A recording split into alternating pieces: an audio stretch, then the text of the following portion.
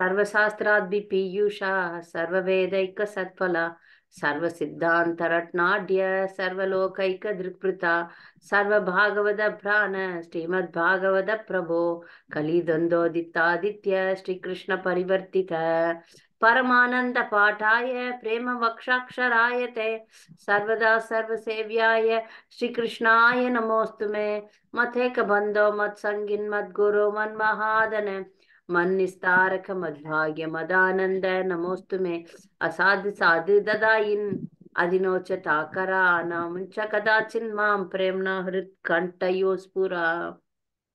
மொழிபெயர்ப்பு. ஓ எல்லா வேத இலக்கியங்களிலிருந்தும் கடைந்தெடுக்கப்பட்ட அமிர்தமே, வேதங்களின் மிக முக்கியமான ஆன்மீக பழமே, எல்லா தத்துவங்களின் முடிவுகளான ஆபரணங்களை கொண்டவரே, உலக மக்களுக்கு ஆன்மீக பார்வையை கொடுப்பவர் மற்றும் வைஷ்ணவர்களின் உயிர் மூச்சாக விளங்குபவரே, பகவானே, நீர் கலியுகத்தின் இருளை போக்குவதற்காக உதி உதித்த சூரியன், உண்மையில் நீர் எங்களிடம் திரும்பி வந்த கிருஷ்ணர். ஓ ஸ்ரீமத் பாகவதமே, உங்களுக்கு என் பணிவான வணக்கங்கள். உங்களை படிப்பவர்கள் உன்னத ஆனந்தத்தை அடைவார்கள், ஏனெனில் உங்கள் எழுத்துக்கள் அவர்களுக்கு தூய பக்தி தொண்டை பொழிகின்றது. நீங்கள் பகவான் கிருஷ்ணரின் அவதாரமாக இருப்பதால் எப்பொழுதும் அனைவரும் உங்களுக்கு தொண்டு புரிய வேண்டும். ஓ ஸ்ரீமத் பாகவதமே, ஓ என்னுடைய ஒரே நண்பரே, என்னுடன் இருப்பவரே, என்னுடைய ஆசிரியரே, என்னுடைய மிகப்பெரிய சொத்துமாகவும் என்னை விடுவிப்பவருமாகவும் இருப்பவரே, என்னுடைய மிக நல்ல பாக்கியம் மற்றும் ஆனந்தமாக இருப்பவரே, என்னுடைய மரியாதை கலந்த வணக்கங்களை ஏற்றுக்கொள்ளுங்கள். ஓ ஸ்ரீமத் பாகவதமே, புனிதமற்றவர்க்கும் புனிதத்தை வழங்குபவரே, மிகவும் வீழ்ச்சி அடைந்தவர்களை உயர்த்துபவரே, என்னை எப்பொழுதும் கைவிட வேண்டாம். கிருஷ்ணருக்கான தூய பக்தி தொண்டுடன் எப்பொழுதும் என் இதயத்திலும் தொண்டையிலும் தோன்றுவீராக. ஹரே கிருஷ்ணா. நம்ம சென்ற வாரம் ஒரு அழகான அத்தியாயத்தை படிச்சோம். பிருந்தாவனத்தின் மழைக்காலமும் இலையுதிர் காலமும். இத போன வாரம் ஒரு மாதாஜி ஒரு கேள்வி கேட்டிருந்தாங்க. அந்த கேள்விக்கு எனக்கு திருப்தியா பதில் சொன்ன மாதிரி தோணல. அந்த கேள்வியே மனசுல ஓடின்னு இருந்தது. அதுக்கு பதில் சொல்லிட்டு தான் நான் அந்த வகுப்பை ஆரம்பிக்கணும்னு யோசனை பண்ணேன். இந்த அத்தியாயம் இப்ப இந்த போன வாரம் படிச்சோமே, இந்த மழை காலமும் இலையுதிர் காலமும், பிரபுபாதர் ஏன் 9வது காண்டத்துல ராமாயணம் வருது இல்லையா, ராமர் கதையை நிறைய விவரமா சொல்லாம இங்க வெறும் பருவ காலத்தை போய் இப்படி விவரமா சொல்லியிருக்காங்களே அப்படின்றது ஒரு மாதாஜியுடைய கேள்வி. அந்த கேள்வி கேட்டவங்க யாருன்னு எனக்கு ஞாபகம் இல்லை. அதுக்குரிய பதில இப்ப விவரமா சொல்லலாம் அப்படின்னு சொல்றேன். அதாவது 9வது காண்டத்துல ராமருடைய லீலை சுருக்கமா சொல்றார். ஏன்னா சுகதேவ கோஸ்வாமி, இது பிரபுபாதர் சொல்லல. பிரபுபாதர் நம்முடைய ஆச்சாரியன் தான்.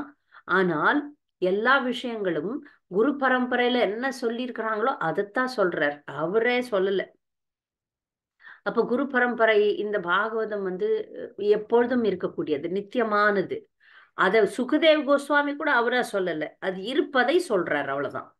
அப்போ இங்க பாகவதம்ல ராமாயணம் சுருக்கமா தான் சொன்னாங்க. ஏன்னா ராமாயணம் பாகவதத்தை விட பெரிய காவியம். அதனால இங்க அத ராமாயணத்தை விவரிக்க முடியாது. அதுக்கு தனியா அங்க விவரிக்கிறாங்க. ராமாயணம் தனியா, இங்க சுருக்கமா தான் சொல்ல முடியும். ஏன்னா அனைத்து மன்னர்களின் 9வது காண்டம் முழுக்கவே பல்வேறு சூழ்நிலைகள்ல வரக்கூடிய, பரம்பரையில வரக்கூடிய மன்னர்களின் இதிகாசங்கள் தான். அதனால அது ஒவ்வொரு மன்னரையும் விவரமா சொல்ல முடியாது. ஏன்னா அது பட்டியல், குழி வழி பட்டியல் அப்படின்னு பார்த்தோம். அதனால அங்க ராமாயணத்தை விவரமா சொல்ல முடியாது. சரியா? அப்ப இங்க இந்த இந்த மழை காலத்தையும் இலையுதிர் காலத்தையும் ஏன் அப்படி வர்ணிக்கணும் அப்படின்னு கேட்ட கேள்விக்கு பதில் என்னன்னா, இந்த வர்ணனை ரொம்ப முக்கியம். கிருஷ்ணர் சம்பந்தப்பட்ட அனைத்தும் முக்கியமானது. இங்க பருவ காலங்கள்லாம் அகிரிணை கிடையாது, உயிரற்ற பொருள் கிடையாது. பருவ காலங்களும் ஒரு நபர். நம்ம அதை தானே பாக்குறோம். இப்ப மழைக்காலம் அப்படின்றது, மழை வர்றது அது உயிரற்ற பொருள் தான். ஆனா அந்த காலம் அந்த மழை காலம் ஒரு நபர், வசந்த காலம் ஒரு நபர். இது பர்சனாலிட்டிஸ்ன்னு சொல்லுவாங்க. அவங்க எல்லாம் ஒரு ஒரு ஒரு ஒரு நபருக்கு அந்த இன்சார்ஜ பகவான் கொடுத்திருக்கிறார். ஓ, நீ இந்த பருவ காலமாக செயல்படுவாயாக, நீ வசந்த காலம், நீ கோடை காலம், நீ மழைக்காலம் அப்படின்னு 6 காலங்களுக்கும் ஒரு நபர் இருக்கிறாங்க. இது ஒரு கருத்து. இன்னொரு கருத்து, இந்த அத்தியாயம் வந்து ஒரு புத்தகமாக வெளிவந்திருக்கு. பிரபுபாதர் வந்து ஜப்பான்ல ஒரு காம்படிஷன் வச்சாங்க. அந்த காம்படிஷனுக்கு இந்த அத்தியாயத்தை வைத்து ஒரு புத்தகம் எழுதினார். அந்த புத்தகம் பேர் லைட் ஆஃப் பாகவதம். அது கை தேர்ந்த ஓவிய வல்லுநர்களை வைத்து இந்த அத்தியாயத்தை வரைய வச்சார். அது பிரபுபாதருடைய தியானம்னு சொல்லலாம். ஏன்னா இந்த அத்தியாயத்தை எவ்வளவு பிரபுபாதர் மெடிடேட் பண்ணியிருந்தார்னா, தியானித்திருந்தார்னா, இதனுடைய வரைபடங்கள் வந்து ரொம்ப உலகத்துல மிக அழகான படங்களா வெளியே வந்திருக்கு. இது இந்த இந்த புத்தகம் ஆர்ட் புக் இருக்கு. Light of Bhagavata. அது ஆர்ட் புக் வந்து இருந்தது, என்கிட்ட இருந்தது. யாருக்கும் நான் பரிசா கொடுத்துட்டேன். அது மிகப்பெரிய புத்தகம், ரொம்ப அழகா கலர்ஃபுல்லா, அது பார்க்கறதே ரொம்ப அழகா இருக்கும். இதெல்லாம் பிரபுபாதருடைய தியானம். ஆனா இந்த அத்தியாயத்தினுடைய இன்னொரு பெரிய சிறப்பு என்ன இருக்குன்னா, ஒவ்வொரு ஸ்லோகத்துக்கும் ஒவ்வொரு உவமானம் வருது. அது நீங்க போன வாரம் படிச்சிருப்பீங்க. ஏன்னா நான் போன வாரம் நேரமின்மை காரணத்துக்காக அத்தியாயத்தை பாதி வரைக்கும் தான் சொன்னேன். ஆனால் அதுல இருக்கிற 49 ஸ்லோகத்திலையும் 49 ஓமானம் இந்த இயற்கையை வச்சு கொடுக்கப்பட்டிருக்கு. இது சுகதேவ கோஸ்வாமி கொடுக்கிறார். இது பாகவதத்தினுடைய ஒவ்வொரு பக்கமும் கரும்பு போல. நீங்க கரும்பு பாத்தீங்கன்னா மேல கடிச்சிங்கனாலும் இனிக்கும், கீழே கடிச்சிங்கனாலும் இனிக்கும், நடுவுல கடிச்சிங்கனாலும் இனிக்கும். கரும்பு சாப்பிட்டுருந்தீங்கன்னா தெரிஞ்சிருக்கும். அப்போ கரும்பு எந்த பக்கம் கடிச்சாலும் எங்க கடிச்சாலும் இனிக்கும். அது மாதிரிதான் பாகவதமும். அதுவும் இந்த அத்தியாயம் ஆழ்ந்து படிச்சீங்கன்னா இதனுடைய சுவை நல்லாவே தெரியும். சரியா? அதனால திரும்ப திரும்ப படிச்சீங்கன்னா நல்லதுதான். ஏன்னா இது ரொம்ப அதிகமான நம்ம வேகமா போகணும்னு சொல்றதுக்காக நம்ம வந்து ஒரு அத்தியாயத்தை அப்படியே அடிச்சு விடுறோம். நீங்க ஆழமாக படிக்கலாம், மெதுவாக படிக்கலாம், ஒவ்வொரு ஓமானத்தையும் தியானிக்கலாம். இந்த ஸ்லோகத்துல, இந்த அத்தியாயத்துல வரக்கூடிய ஸ்லோகங்களை நீங்கள் தியானம் செய்யலாம். சரியா? இப்ப முதல் கேள்வி, ஆயர் குலத்தினர் ஸ்ரீ கிருஷ்ணர் மற்றும் ஸ்ரீ பலராமரை பற்றி என்ன நினைத்தனர்? ஆயர் குல சிறுவர்கள் ஸ்ரீ கிருஷ்ண பலராமரை தேவர்கள் என்று நினைத்தனர். இந்த ஆயர் குல சிறுவர்கள் இந்த பிரலம்பாசுர வதத்தை பற்றியும் காட்டுத்தீயை அள்ளி குடித்தது பற்றியும் வீட்டிற்கு சென்று விரிவாக விவரிக்கும் போது வீட்டில் இருப்பவர்கள் ஆச்சரியத்தில் மூழ்கி அவர்கள் தேவர்களோ என்று நினைத்தனர். அவர்களை அப்படி நினைக்க வைத்ததும் கிருஷ்ணரே. ஏனெனில் பகவான் என்று அவர் காட்டிக்கொள்ள விரும்பவில்லை. ஏனெனில் அன்பு பரிமாற்றம் தடைப்பட்டு வரும். அதனால் அவர்கள் அப்படி நினைக்க தூண்டியதும் கிருஷ்ணரே. ஹரே கிருஷ்ணன். கரெக்டா சொல்லிட்டீங்க. நல்லா நான் எதிர்பார்த்த பதில சொல்லியிருக்கீங்க. ஏன்னா தேவர்கள் அப்படின்னு நினைச்சா கிருஷ்ணரை தேவனா நினைக்கிறதும் அபராதம். ஏன்னா அவர் முழுமுதற் கடவுளை போய் தேவன்னு நினைக்கலாமா? நினைக்க கூடாது. ஆனால் இங்க அவர்களை அப்படி நினைக்க தூண்டுவதும் கிருஷ்ணர் தான். ஏன்னா 10 குற்றங்கள்ல ஒண்ணு வருது இல்ல மாட்டாச்சு, இந்த நாமத்தை பிரம்மா சிவன் போன்ற தேவர்கள். அந்த மாதிரி நீங்க சொன்னது சரி. ஏன்னா அவங்கள அப்படி நினைக்க வைக்கிறது, ஏன்னா தூய பக்தர்களுடைய எண்ணம் சொல் செயல் அனைத்தும் கிருஷ்ணரால் ஆட்டுவிக்கப்படுகின்றது. தூய பக்தர்களுடைய எண்ணம் சொல் செயல் அனைத்தும் கிருஷ்ணரால் ஆட்டுவிக்கப்படுகிறது. இதை நம்ம புரிஞ்சுக்கிட்டோம்னா அப்ப பக்தர்கள் வந்து செய்யறதுல வந்து தவறு நாம் பார்க்க முடியாது. ஏன்னா பகவானை ஒரு தேவனாக பார்ப்பது குற்றம். ஆனா இங்கு மிக உயர்ந்த பக்தர்கள் அந்த மாதிரி நினைக்கிறாங்க. அதுக்கு காரணம் வந்து அவர்களை அவ்வாறு நினைக்க வைக்கிறது கிருஷ்ணர் தான். ஏன்னா அவர்களுக்கும் கிருஷ்ணருக்கும் அந்த பக்தர்களுக்கும் உள்ள அன்பு பரிமாற்றம், இவர் கடவுள் நினைச்சா அவங்க வந்து இன்னும் பயபக்தியில போயிடுவாங்க, அன்புல இருக்க மாட்டாங்க. தங்கள் குழந்தையாக நினைக்கிறாங்க. அந்த அன்பு போயிடும்ன்றதுக்காக பகவான் அவர்களை அப்படி நினைக்க வைக்கிறார். ஹரே கிருஷ்ணா. இரண்டாவது கேள்வி, மழைக்காலம் ஏன் முக்கியமானது? பத்மா மாதாஜி, மழைக்காலம் ஏன் முக்கியமானது? ஹரே கிருஷ்ணா மாதாஜி. அனைத்து உயிருக்கும் வாழ்வாதாரமாக இருக்குது மாதாஜி.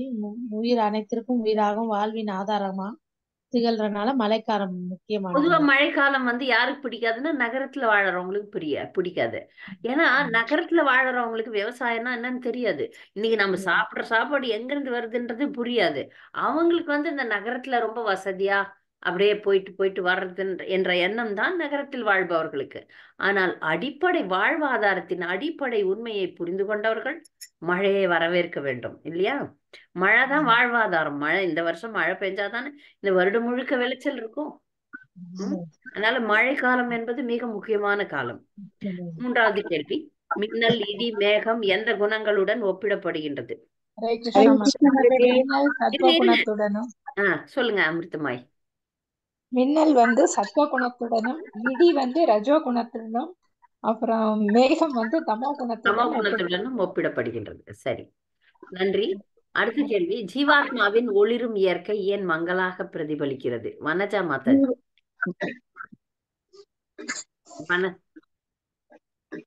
சொல்லுங்க. நிர்மல கமலா மாதாஜி சொல்லுங்க. ஜீவாத்மா ஜட இயற்கை குணங்களால் பாதிக்கும் பொழுது அவன் மந்தமாக இருக்கின்றான். அப்பொழுது அவனது உண்மையான ஒளிரும் இயற்கையானது ஜட குணங்களின் மூலம் மங்களாக பிரதிபலிக்கிறது. நன்றி, சரியா சொன்னீங்க.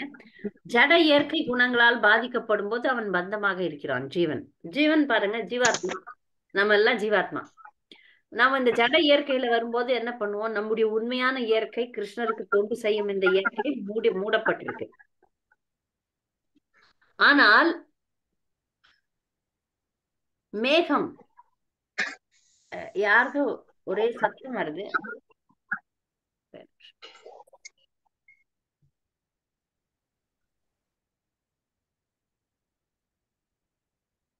இந்த ஜீவாத்மா பகவானுடைய நித்திய சேவகன்.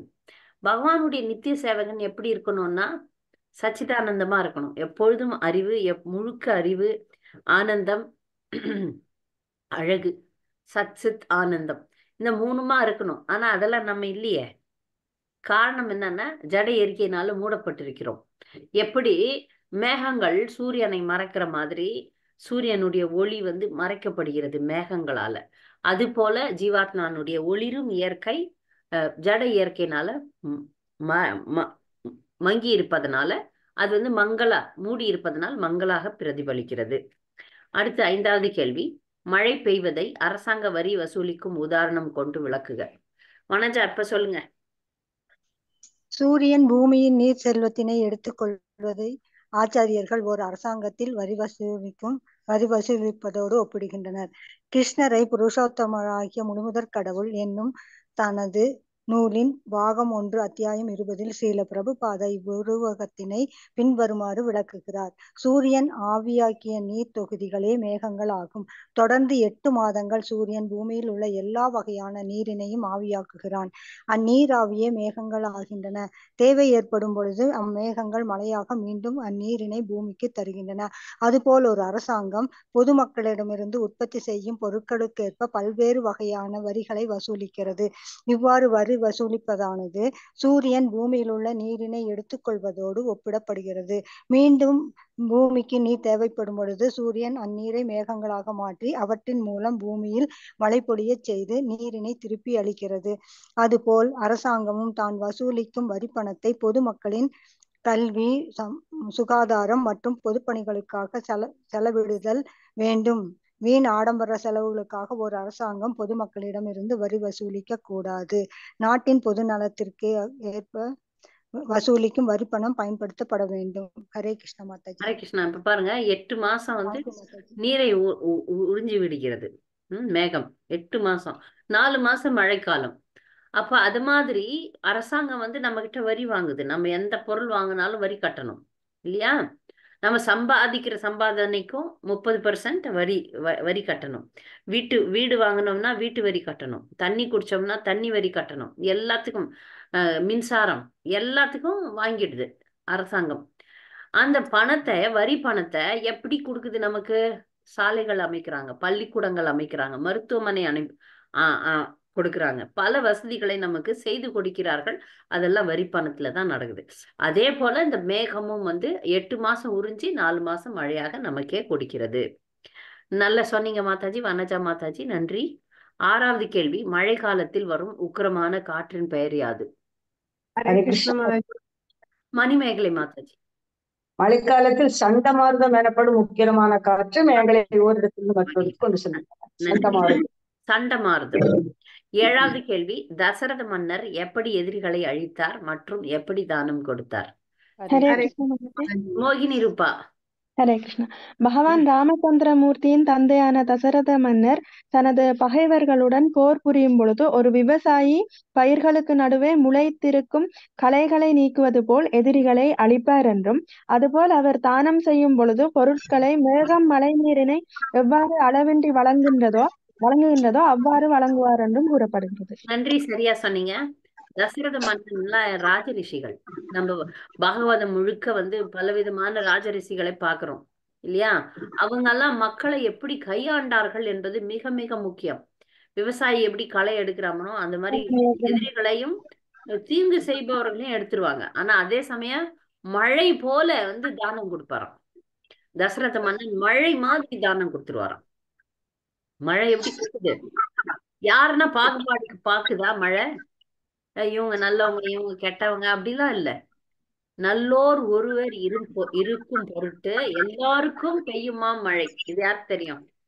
ஒரே ஒரு நல்லவங்க இருந்தாங்கன்னா அவங்களுக்காக எல்லாருக்குமே மழை பெஞ்சிருமா. இப்ப இவங்க கெட்டவங்க அதனால இவங்களுக்கு மழை பெய்ய மாட்டேன் அப்படின்னு மழை சொல்றது கிடையாது. நல்லவங்களோ கெட்டவங்களோ எல்லாருக்கும் மழை பெய்யுது பாருங்க. தசரத மன்னன் அப்படி ஒரு மன்னன் அப்படிதான் இருக்கணும். நாட்டு மக்கள்ல எல்லாருக்கும் நன்மை செய்யணும், தீயவர்களை விளக்க வேண்டும். அந்த களைகளை எடுத்து தூக்கி போடுற மாதிரி களைகளை தூக்கி போடணும். 8வது கேள்வி, மழையை உருவகப்படுத்தி கூறவும். ஹரே கிருஷ்ணா மாதாஜி. சொல்லுங்க நவமணி மாதாஜி. உருவக வழக்கில் பார்த்தோம் என்றால் மேகம் தன்னிடம் தோன்றும் மின்னலை கொண்டு பூமியின் துன்ப நிலையினை காண்கின்றது என்றும், வருந்தும் மனிதன் விடும் பெருமூச்சே காற்று என்றும், இரக்க குணமுள்ள மனிதனைப் போல அக்காற்றில் மேகம் நடுங்குகிறது என்றும், அது சிந்தும் கண்ணீரே மழை என்றும் கூறலாம். ஹரே கிருஷ்ணா. ஹரே கிருஷ்ணா. இப்ப பூமியினுடைய துன்ப நிலைய தன்னிடம் தோன்றும் மின்னலை கொண்டு பூமியின் துன்ப நிலையை யார் பாக்குறது? மேகம் பாக்குது. மேகம் இந்த வெளிச்சம் போட்டு தானே பார்க்கணும். பூமியில இருக்கிற கஷ்டத்தெல்லாம் லைட்டு போட்டு பாக்குது, மின்னலை வச்சு பாக்குது. அந்த இரக்கமா ஐயோ என்னடா இவ்வளோ கஷ்டப்படுறாங்களேன்னு அப்படி மூச்சு விடுறான் பாருங்க. அந்த மாதிரி மூச்சு விடுறதுதான் காத்தான். அந்த கஷ்டத்தை பார்த்து ஐயோ இவ்வளோ கஷ்டப்படுறாங்களேன்னு அழறதுதான் மழை அப்படின்னு உருவகம் இது. 9வது கேள்வி, தவம் எதற்காக மேற்கொள்ள வேண்டும்? ஹரே கிருஷ்ணா. சரஸ்வதி மாதாஜி. ஒருவன் ஆன்மீக இன்பம் அடைவதின் பொருட்டே கடுமையான தவங்களையும் விரதங்களையும் மேற்கொள்ள வேண்டும். ஸ்ரீமத் பாகவதத்தில் தவமானது பரமபுருஷ பகவானை உணர்வதற்காக மேற்கொள்ளப்பட வேண்டும் என்று பரிந்துரைக்கப்படுகிறது. ஹரே கிருஷ்ணா. பொதுவா தவம் எதுக்காக மேற்கொள்றாங்க? தவம் எதுக்காக செய்யறாங்க? ஆன்மீக வாழ்வை இல்ல பொதுவா அடையறதுக்காக செய்யறாங்க. சித்திகள் அடையறதுக்கு, வரங்கள் வாங்குறது. சித்தி வரங்கள் வாங்கறதுக்கு. நீங்க தவம் செய்யறவங்கள பொதுவா பாருங்க. யாராவது கிருஷ்ணரை அடையறதுக்கு தவம் பொதுவாக யாரும் கிருஷ்ணரை அடைவதற்கு தவம் பண்றது இல்ல. தங்களுக்கு சித்திகள் கிடைக்குமா, முக்தி கிடைக்குமா? இரணிகசிபுனுடைய தவம் பாருங்க. இருக்கிறதுலே தவ வரலாற்றிலே கடுமையான தவம் இரணிகசிபு தான் செஞ்சான். ஆனா உள்நோக்கம் வேறானது. அதனால அது பிரயோஜனம் இல்லை. அதுக்குதான் இந்த கேள்வியை கேட்டது. தவம்ன்றது எதுக்காக பண்ணணும்? அவ்வளவு கஷ்டப்பட்டான்ல இரண்யகசிபு, ஒரு உதாரணமா எடுக்கலாம். இவ்வளவு கஷ்டப்பட்டு இங்கேயே இன்னும் கஷ்டத்தை அனுபவிக்கிறதுக்காக தவம் பண்ணிருக்கான். இங்கே நம்ம எதோ கேட்டோம்னாலும் அது ஒரு முட்டாள்தனம் தான். பௌதிக உலகத்தில் நாம் எதை வேண்டினாலும் அது இப்படிதான். அதனால ஒரு பிரயோஜனம் இல்லை என்பதை நாம் புரிந்து கொள்ள வேண்டும். அதுக்குதான் தவம் எதற்காக மேற்கொள்ள வேண்டும்? தவம் எதற்கு? கிருஷ்ணரை ஆன்மீகம் இன்பம் பெறுவதற்காகவும் கிருஷ்ணரை திருப்திப்படுத்துவதற்காகவும் தவம் மேற்கொள்ள வேண்டும். அடுத்து 10வது கேள்வி, மின்மினி பூச்சிகள் மற்றும் ஒளி விழி சூரியன் சந்திரன் ஓமானங்களை பற்றி கூறுக. சொல்லுங்க. மக்கள் மின்மினி பூச்சியிலிருந்து நன்மை வருவதாக வானில் உண்மையாக ஒளியிடும் சூரியன் சந்திரன் நட்சத்திரங்கள் போலிருந்து நன்மை வருவது எவ்வாறு என்று கற்றுக்கொள்ள வேண்டும். உண்மையில் மின்மினி பூச்சிகளால் இரவு நீர்களுக்கு ஒளி தர முடியாது. மழைக்காலத்தில் உள்ள சில சமயம் மேகம் கழியும் பொழுது வானில் சந்திரனும் நட்சத்திரங்களும் தெரிகின்றன. ஹரே கிருஷ்ணா மாதாஜி. ஹரே கிருஷ்ணா.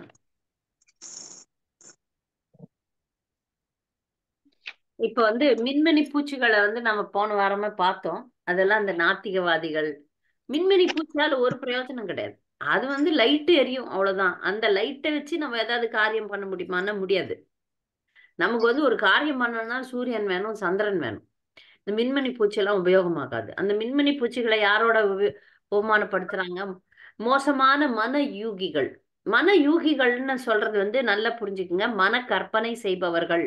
தங்களுடைய மன கற்பனையை வைத்து இதுதான் அப்படி வேதம் அப்படின்னு சொல்றவங்க மன யூகிகள். அது பிரபுபாதர் வந்து மென்டல் ஸ்பெகுலேட்டர்ஸ்னு ஆங்கிலத்துல சொல்றாங்க. அவங்க எல்லாம் கற்பனை பண்ணி பண்ணி பண்ணி அந்த கற்பனையை தான் மதமா சொல்லுவாங்க. அந்த கற்பனையை தான் விஞ்ஞானமாக பேசுவார்கள். அதுதான் மன யூகிகள்னு சொல்றது. நாத்திகவாதிகள், சமய தர்மத்தை உருவாக்குபவர்கள், இவங்கெல்லாம் மின்மினி பூச்சிகள்.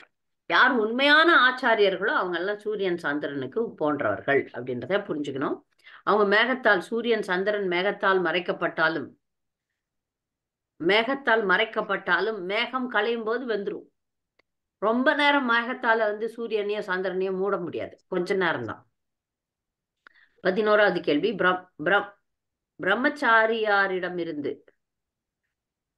பரம ஆச்சாரியாரிடமிருந்து வேதங்களை கற்பதற்கு தரப்படும் உதாரணத்தை கூறுக. பரம ஆச்சாரியார் சொல்லுங்க. ஹரே கிருஷ்ண.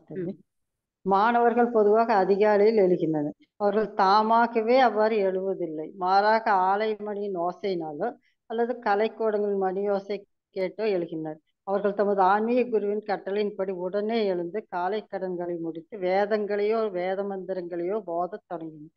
அதுபோல் கலியுகத்தின் இருளில் அனைவருமே உறங்குகின்றனர். ஆயினும் பரமாச்சாரியார் என்று ஒருவர் இருந்தார் என்றால் அவரது கட்டளையின் பேரில் பெறுவதற்காக அனைவரும் வேதங்களை கற்க தொடங்குகின்றனர். ஹரே கிருஷ்ணா. ஹரே கிருஷ்ணா. நல்லா சொன்னீங்க. அதாவது வானத்துல வந்து இடிக்கும், நிறைய இடிக்கும். இடிச்சதுக்கு அப்புறம் வந்து தவளைகள்லாம் கத்த ஆரம்பிச்சிடும். அது எப்படி இருக்குன்னா, அந்த ஒரு குருகுலத்துல ஆசிரியர் இருப்பார். அவர் வந்து பரம ஆச்சாரியன் குரு இருப்பார். அந்த குரு வந்து மாணவர்கள்லாம் காலை கடல்ல முடிச்சதுக்கு அப்புறம் ஆரம்பிச்சிருவாங்கல்ல நாளை, அவர் கட்டளை கொடுத்துருவார், ஓதுங்கடா அப்படின்னு சொல்லிட்டு. நீங்க வேத குருகுலம் எல்லாம் போய் பாத்தீங்கன்னா தெரியும், பசங்கள்லாம் அப்படியே வேத பாடம் அப்படியே ஓத ஆரம்பிச்சிருவானுங்க. அப்ப அந்த மாதிரி இருந்ததாம் இடிச்சதுக்கு அப்புறம் தவளைகள் கத்துவது. 12வது கேள்வி. கவிஞர் வித்யாபதி என்ன கூறுகிறார்? என்ன சொல்றாரு கவிஞர் வித்யாபதி? சொல்லுங்க. கவிஞர் வித்யாபதி மனைவி, மக்கள், நண்பர்கள், உறவினர்கள் போன்றவற்றினால் ஒருவனுக்கு சிறிது இன்பம் கிடைப்பது என்னவோ உண்மைதான். ஆயினும் அந்த இன்பம் பாலைவனத்தில் ஒரு சொட்டு நீரை போன்றதாகும் என்று பாடுகிறார். பாலைவனத்தில் நீரை தேடி ஓடுவது போல அனைவரும் இன்பத்தை தேடி ஓடுகின்றனர். பாலைவனத்தில் ஒரு துளி நீர் காணப்பட்டதென்றால் அந்த நீர் துளியில் பெறும் பயன் மிக மிக முக்கியமற்றதாகும். ஹரே கிருஷ்ணா. ஹரே கிருஷ்ணா. வித்யாபதி என்ன சொல்றாரு? பாலைவனத்துல எப்படி இருக்கும்? வறண்டு போயிருக்கும். அங்க தாகம் நிறைய இருக்கும். பாலைவனத்துல நம்ம இருந்தோம்னா தண்ணி எவ்வளவு தாகம் எடுக்கும்? வெய்ய காலத்துல எவ்வளவு தண்ணி தாகம் எடுக்கும்? எவ்வளவு தண்ணி குடிச்சாலும் அது பத்தாது நமக்கு. அங்க போய் ஒரு சொட்டு தண்ணி குடித்தா எப்படி இருக்கும்? அது ஒரு சுகமா?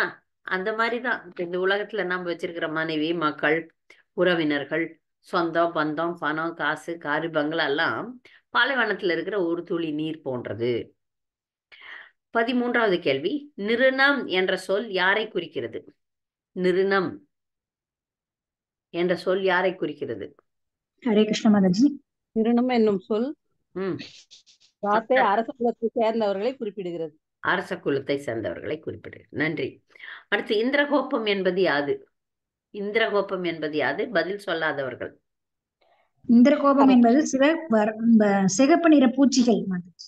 இந்திரகோபம் என்பது சிகப்பு கலர்ல ஒரு பூச்சி இருக்குது, அந்த பூச்சி சொல்ற. 15வது கேள்வி. மழையின் முக்கியத்துவம் பற்றி கூறுக. மழை ஏன் முக்கியம்? ஹரே கிருஷ்ண மாதாஜி. இருங்க, நீங்க தான் சொன்னீங்களே, பதில் சொல்லாதவங்க யாருன்னா வாங்க. ஹரே கிருஷ்ண மாதாஜி. இருங்க, நீங்களும் சீதலா யமுனா பதில் இப்பதான் சொன்னீங்க. பெரிய நகரங்களில் வசிப்பவர்கள் அதிகமாக. சீதலா யமுனா நீங்க பதில் சொன்னீங்கல்ல, இப்ப சொல்லல மாதாஜி. சொல்லுங்க. ஹரே கிருஷ்ணா மாதாஜி. பெரிய நகரங்களில் வசிப்பவர்கள் அதிகமாக மழை பெய்யும் பொழுது துன்பமும் வெறுப்பும் அடைகின்றனர். தாங்கள் உண்ணும் தானியங்கள் விளைவதற்கு காரணம் மழைதான் என்பதை அவர்கள் அறிய மாட்டார்கள், அதை மறந்திருக்கின்றனர். அவர்கள் உண்பதில் மகிழ்ச்சி அடைந்த போதிலும் மழையினை கொண்டு முழுமுதற் கடவுள் மனிதனுக்கு மட்டுமல்ல செடிகள், விலங்குகள், ஏன் பூமிக்கே கூட உணவளிக்கின்றார் என்பதை புரிந்து கொள்ள வேண்டும். ஏன்னா மழை எல்லாத்துக்குமே ஜீவாதாரம். ஏன்னா இந்த பஞ்சபூதங்களும் நமக்கு ரொம்ப முக்கியமானவை. அப்ப மழை இருக்கிறது ரொம்ப முக்கியம் என்பதை நாம் புரிந்து கொள்ள வேண்டும். 16வது கேள்வி, உணவு பற்றாக்குறைக்கான காரணங்கள் பற்றி கூறுக. இது பொதுவான கேள்வி. நான் நல்ல பதில எதிர்பார்க்கிறேன். சொல்லுங்க மாதாஜி. இப்ப உணவுப் பொருட்கள் பாத்தீங்கன்னா பற்றாக்குறைன்னு கிடையாது. செயற்கையாகவே இந்த அரசியல்வாதிகள் எல்லாம் என்ன பண்றாங்கன்னா விலைவாசி ஏற்றணும்னு சொல்லிட்டு விவசாயிகளை அதிக விவசாயம் பண்றது தடுக்கிறாங்க. அது இல்லாம சொல்லப்பட்டிருக்கு கடல்ல கொண்டு போய் நிறைய உணவு தானியங்களையும் கொட்டி விடுகிறார்கள். அப்போ உணவு தானியங்கள் விளைச்சலை கம்மிப்படுத்தினா இல்ல அதை மறைமுகம் பதுக்கி வைப்பதாலும் செயற்கையாகவே அந்த பற்றாக்குறை உருவாக்கப்படும். அப்பதான் இந்த வியாபாரம் பண்றவங்களுக்கு எல்லாம் விலை அதிகமா விற்க முடியும் அப்படின்றதுனால. இன்னொரு கருத்து நான் போன வாரம் வகுப்புல சொன்னேன். என்ன கருத்து அது? தெரியல மாதாஜி, நான் வரல மாதாஜி. நீங்க வரல. உணவு பற்றாக்குறைக்கு முக்கியமான காரணம் மக்களை தவிர பகவான் கிடையாது, பூமி தேவி கிடையாது. பூமி தேவி பூமியில் வாழும் மக்களை போல 3 மடங்கு மக்களுக்கு உணவு அளிக்கக்கூடிய சக்தி உடையவள். இது ஞாபகம் வச்சுக்கணும். பூமியில ஒரு பங்கு இப்ப இருக்கிற மக்கள் மாதிரி 3 மடங்கு மக்களுக்கு பூமியால உணவு அளிக்க முடியுமா? அப்போ உணவு பற்றாக்குறையை ஏற்படுத்துவது செயற்கையான விஷயம். மனிதர்கள் செய்யும் சூழ்ச்சி. அரசியல்வாதிகளும் அந்த அடக்கி ஆள்பவர்களும் செய்யற சூழ்ச்சி தானே தவிர மற்றபடி பூமி யாருக்கும் மஞ்சனையே வைக்கிறது இல்லை. கெட்டவங்களுக்கு கூட உணவளிக்கிறாள். கெட்ட மனிதர்களாக இருக்கலாம், கெட்ட ஜீவராசிகளா இருக்கலாம், கொடிய ஜீவராசிகளா இருக்கலாம், எல்லாருக்குமே படி அளக்கிறது பகவான் படி அளந்துடுறாரு. யாருக்கு நான் படி அளக்க மாட்டேன்னு சொல்றதே கிடையாது. அப்படி ஒரு உணவு பற்றாக்குறை இங்கு வருகின்றது என்றால் அதற்கு காரணம் மனிதர்கள், இயற்கை கிடையாது. 17வது கேள்வி, பக்தர்கள் எதனால் அழகானவர்களாக இருக்கிறார்கள்? பரமபுருஷ பகவானுக்கு பக்தி தொண்டு செய்வதன் மூலம் ஒரு பக்தன் அழகு பெறுகிறான். இதற்கான நடைமுறை உதாரணமாக திகழ்பவர்கள் நமது அகிலோலக கிருஷ்ண பக்தி இயக்கத்தின் மாணவர்களே ஆவர். அவர்கள் கிருஷ்ண உணர்வில் ஈடுபட்டவுடன் அவர்களது ஆரோக்கியம் வளர்ச்சி அடைந்து ஒழுங்குமுறை விதிகளை பின்பற்றியதனால் அவர்கள் உடலும் மெருகேறியது. அவர்கள் காவியுடை அணிந்து நெற்றியில் திலகமிட்டு கழுத்திலும் கருத்திலும் ஜெபமாலைகளுடன் தோன்றும் பொழுது உண்மையிலேயே அவர்கள் வைகுண்ட லோகத்திலிருந்து இறங்கி வந்தவர்கள் போன்று காணப்படுகின்றனர். நன்றி, சரியா சொன்னீங்க. இதுல நம்மளுடைய இப்ப பக்தி தொண்டை ஒழுங்கா கடைபிடிச்சோன்னு வச்சுங்களேன், நமக்கு கொடுக்கப்பட்டிருக்கிற அந்த சாதனை திட்டத்தை நம்ம ஒழுங்கா கடைபிடிச்சோம்னா நமக்கு ஆரோக்கியம் அதோட சேர்ந்து வர போனஸ். எப்படின்னா காலையில எழுந்துக்கிறதே ஆரோக்கியத்துக்கு மிக மிக நல்லது. மாலையில சீக்கிரம் தூங்குறது, மாலையில குறைவா சாப்பிடுறது, அதுவும் ஆரோக்கியத்துக்கு நல்லது. நமக்கு பிரபுபாதர் கொடுத்தது எல்லாமே ஆரோக்கிய பேக்கேஜோட சேர்த்து தான் கொடுத்துருக்கிறாரு. 15 நாட்களுக்கு ஒரு முறை விரதம் இருக்கிறது உடம்புக்கு ரொம்ப நல்லது. மனதை பகவானுடைய திருவடியில வைக்கிறது அதை விட ரொம்ப நல்லது. இதுலெல்லாம் ஆரோக்கியம் என்பது கூடவே கொடுக்கப்பட்டிருக்கிறது. இதெல்லாம் செய்யும் போது எவ்வளவு நம்முடைய முகம் விகாரமாக மாறுவதற்கு காரணம்னா எண்ணங்கள். நம்முடைய கெட்ட எண்ணங்கள். கோவப்பட்டீங்கன்னா முகம் எப்படி இருக்குன்னு பாருங்க, அழுதம்னா முகம் எப்படி இருக்குன்னு பாருங்க. அப்ப அந்த எதிர்மறையான எண்ணங்கள் நம்முடைய மனசுல இருந்தா முகத்தினுடைய அழகு குறையும். எப்பொழுதும் பகவத் சிந்தனையில இருக்கக்கூடியவர்கள் கண்டிப்பா ஒளிர்றாங்க. அதனால இது அழகாக மாறுவதற்கு பக்தி தொண்டு மிக மிக முக்கியமான ஒரு காரணம். அடுத்து 18வது கேள்வி, பக்தன் தன் வாழ்வில் நடக்கும் துன்பங்களை எப்படி ஏற்கிறான்? அனிமா மாதாஜி. ஹரே கிருஷ்ணா மாதாஜி. உக்கிரமாக மழை பெய்த போதிலும் கூட மலைகள் ஒரு சிறிதும் அதிர்வதில்லை. மாறாக அவை மாசு நீங்கி ஒளியும் அழகும் பெறுகின்றன.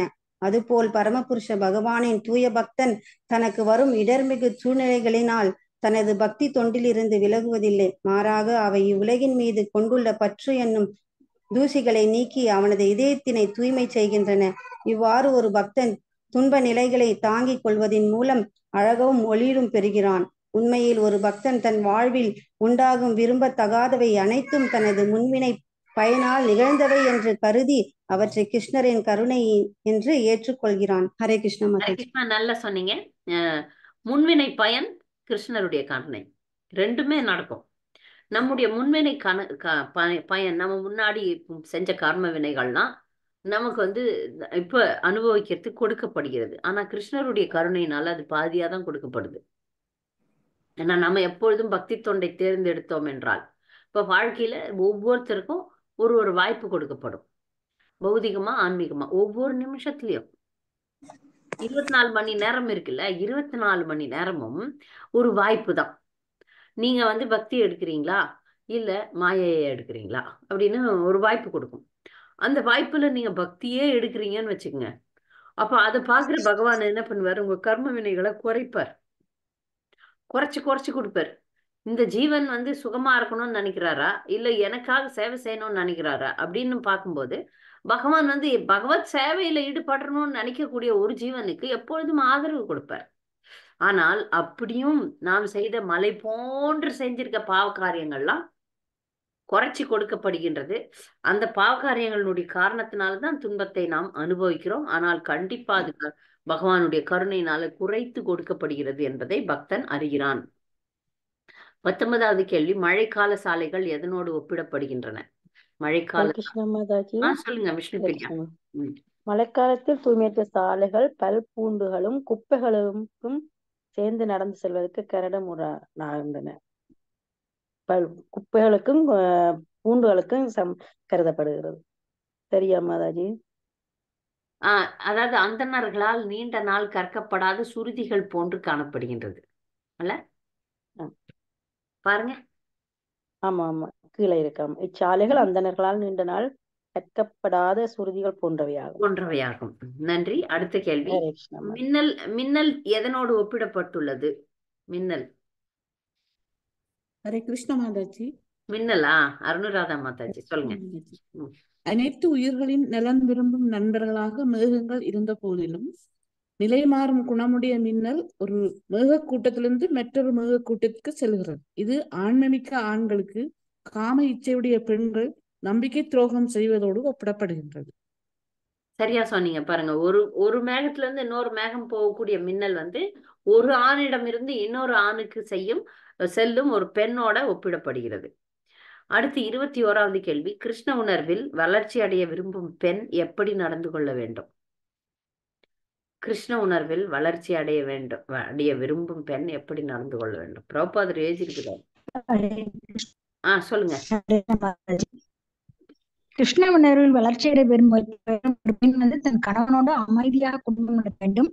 எந்த சூழ்நிலையிலும் அவனை பிரியாது இருக்குமாறு, அவங்கள வந்து எந்த சூழ்நிலையும் அந்த கணவரை விட்டு பிரியக்கூடாது. கணவன் மனைவியும் பாலுறவு நாட்டை அதை வந்து கட்டுப்படுத்தி மனசை வந்து கிருஷ்ண உணர்வு ஒருமுகப்படுத்த வேண்டும். இத ஏன் இந்த கேள்வி கேட்டேன்னா, இது ஸ்பெசிபிக்கா பெண்களுக்குன்னு பிரபுபாதர் என்ன சொல்றார். அதனால நான் வந்து இந்த கேள்விய, எந்த ஒரு சூழ்நிலையிலையும் கணவனை விட்டு பிரியக்கூடாது, பாலுறவு நாட்டத்தை கட்டுப்படுத்தி மனதினை கிருஷ்ண உணர்வில் ஒருமுகப்படுத்த வேண்டும். பிரபுபாதர் ஸ்பெசிபிக்கா லேடிஸ்க்குன்னு சொல்லியிருக்கிறார். அதனால அதை கேட்டேன். நன்றி. அடுத்த கேள்வி, வானவில் உதாரணத்தை விளக்கவும். வானவில்.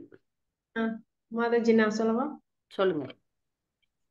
சில நேரங்களில் மேகங்களின் இடி முழக்கத்தோடு வானவில் தோன்றும். இந்த வானவில்லுக்கு நான் கிடையாது.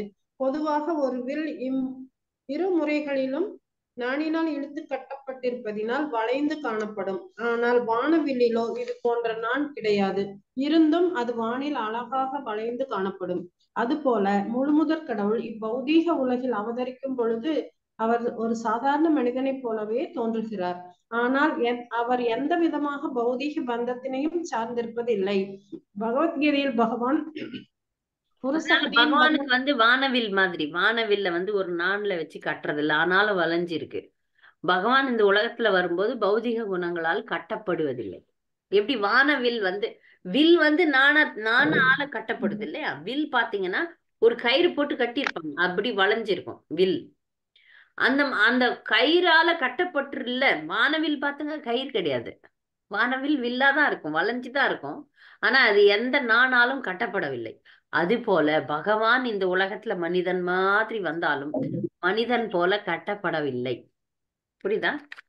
அடுத்த கேள்வி, பௌதிக உணர்வு சில நேரங்களில் ஏன் ஆனந்தமுடையதாக இருக்கிறது? ஹரே கிருஷ்ணா மாதாஜி. சொல்லுங்க. நாம் உலகியல் உணர்வே ஞானமும் ஆனந்தமும் நிறைந்தது என்று கருதுகின்றோம். இது இரவில் வானத்தில் ஒளி வீசும் மேகங்களோடு ஒப்பிடப்படுகிறது. உண்மையில் நில ஒளியினாலேயே வானம் பிரகாசிக்கின்றது. ஆனால் மேகங்களோ நில ஒளியை தடுத்து மங்களாக்குகின்றன. மேகங்கள் ஒளிவிடுகின்றன, காரணம் அவை சந்திரனின் ஒளியை தடுத்து வடிகட்டி அனுப்புகின்றன. அதுபோல் சில நேரங்களில் பௌதீக உணர்வு ஆனந்தமுடையதாகவும் ஒளியுடையதாகவும் தோன்றுகிறது. ஏனென்றால் அது ஆத்மாவிலிருந்து நேரடியாக வரும் உண்மையும் ஆனந்தம் ஒளியுமுடைய உணர்வினை தடுத்து வடிகட்டி அனுப்புவதால் ஆகும். அதாவது ஆத்மா என்பது உண்மையா சந்தோஷமா இருக்க வேண்டியது. நாம எல்லாம் உண்மையா ஆனந்தமா இருக்க வேண்டியவங்க. சந்திரனுடைய ஒளி எடுத்து மற்ற பொருள் எல்லாம் ஒளிர்கின்றது பாருங்க. அது போல ஆத்மானுடைய ஒளிர்வை எடுத்து சில நேரங்கள்ல, எப்போதும் இல்ல, சில நேரங்கள்ல ஆனந்தமா இருக்கிற மாதிரி தோணுது இல்ல. அதுக்கு காரணம் நாம எல்லாம் ஆத்மா தான். ஆத்மா கிட்ட இருந்து அந்த ஆனந்தத்தை எடுக்கிறதுனால சில நேரங்கள்ல நமக்கு சந்தோஷம் இருக்கும். 24வது கேள்வி, மயில்கள் மழை மேகத்தை பார்த்து ஆடுவது எதனோடு ஒப்பிடப்படுகிறது? ஹரே கிருஷ்ண மாதாஜி, நான் சொல்லட்டுங்களா? சொல்லுங்க. வானில் மேகங்கள் திரளக் கண்டால் மயில்கள் மகிழ்ச்சி குரல் எழுப்பி ஆனந்த கூத்தாடுகின்றன. இது இல்லற வாழ்க்கையில் துன்புறுவோர் குற்றமற்ற முழுமுதற் கடவுளின் தூய பக்தர்கள் தமது இல்லங்களுக்கு வருகை தரும் பொழுது அடைகின்ற மகிழ்ச்சியை போன்றதாகும். ஒரு பக்தர் நம்ம வீட்டுக்கு வந்தா எவ்வளவு சந்தோஷம் அடைவோம். உண்மையா சந்தோஷம் அடையணும், அழுவ கூடாது. அது போல மேகத்தை பார்த்து மயில்கள் ஆடுகின்றது. 25வது கேள்வி, பாத்தப்ப என எவை அழைக்கப்படுகின்றன? பாத்தப்ப என்று எவை அழைக்கப்படுகின்றது? ஹரே கிருஷ்ண மாதாஜி. சொல்லுங்க. பாத என்னும் வார்த்தைக்கு பாதம் என்றும் பா என்னும் வார்த்தைக்கு பருகுதல் என்றும் பொருளாகும். மரங்கள் பாதப என்று அழைக்கப்படுகின்றன. ஏனென்றால் அவை தமது வேர்கள் என்னும் பாதங்களினால் நீரை உறிஞ்சுகின்றன. பிருந்தாவனத்தில் உள்ள மரங்கள் புதிய மழை நீரை பருகியவுடன் அவற்றில் புதிய தளிர்களும் இலைகளும் மொட்டுக்களும் மலர்களும் வெளிப்படுகின்றன. இவ்வாறு அவர் புதிய வளர்ச்சியை அனுபவிக்கின்றன. ஹரே கிருஷ்ண மாதாஜி. பாத்தப்ப அப்படின்னா மரங்கள் பாதங்கள்ல இருந்து நீரை உறிஞ்சுகிறது. பாதங்கள் அப்படின்னு மரங்களினுடைய வேர்கள்னு அர்த்தம். 26வது கேள்வி, தவத்தின் மூலம் விரும்பியதை அடைபவர்களின் உதாரணத்தை கூறுக.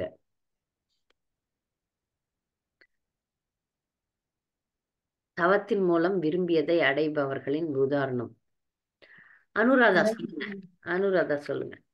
கோடையின் வெம்மையில் தவத்தின் மூலம் விரும்பியதை அடைபவர்கள் கோடையில் வாடிப்போன மரங்கள் புதிய மழைநீரை பெருகியவுடன் பசுமையும் புதுப்பொலிவும் பெறுவதை போலாகும். சரியா மாதாஜி? அதாவது பிரபுபாதர் இதுக்கு ஒரு உதாரணம் சொல்றாரு. என்ன உதாரணம் சொல்லுங்க.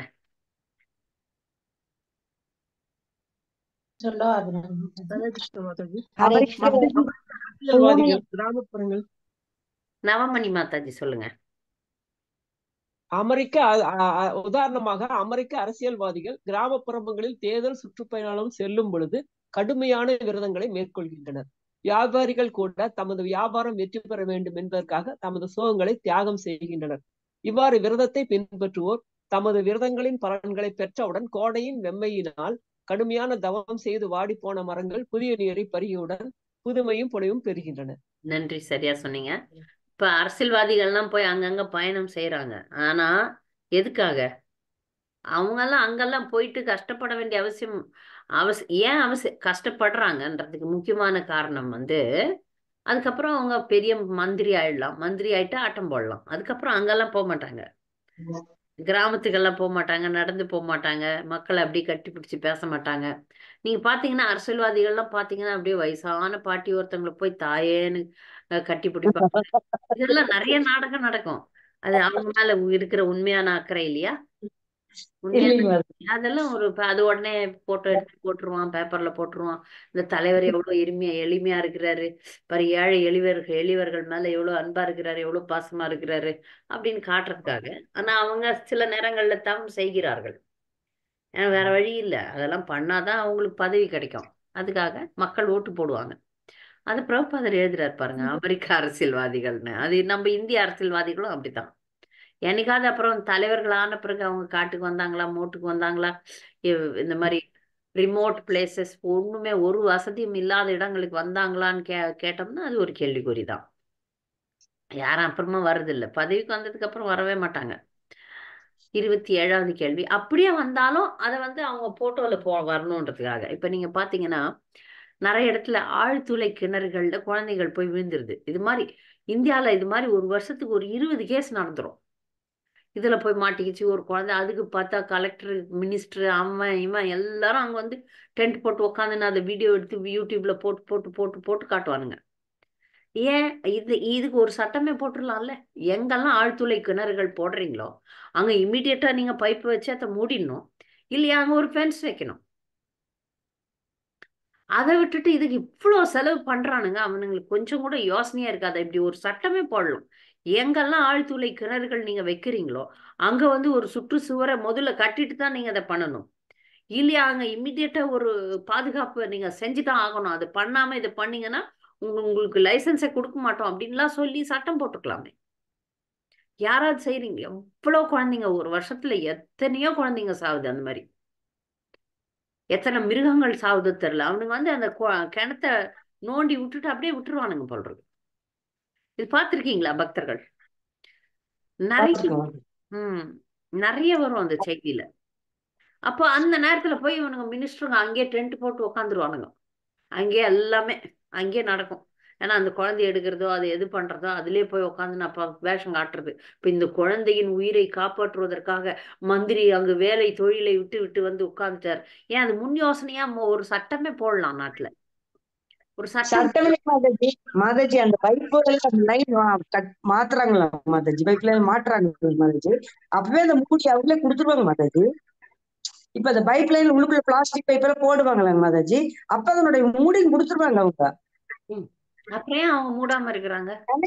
இப்ப நாங்களே எத்தனை போர் போட்டிருக்கோம் மாதாஜி, நாங்களே போர் போட்டு அப்படியே மூடி கனெக்ஷன் பண்ணி குடிச்ச உடனே ஒரு மூடி விக்கிறாங்க கடையில, அப்பவே வாங்கி மூடிடலாம். அப்புறம் நிறைய கேஸ் எடுத்துக்க மாட்டேங்கிறாங்க மாதாஜி. வெளியில பெருசா போடுற இடத்துல மூடாம விட்டுருவாங்க. பெரிய பெரிய போருங்க, விவசாய நிலங்கள் அந்த மாதிரி இடத்துல. தமிழ்நாட்டுல இப்ப சமீபத்துல ஒரு வருஷமா 2 வருஷமா எத்தனை வருஷம் தெரியல, முன்னாடி ஒரு குழந்தை செத்து போச்சு. அவங்க வீட்டுக்கு பக்கத்துல அவங்களே தான், வேற யாரும் இல்ல, அவங்களே.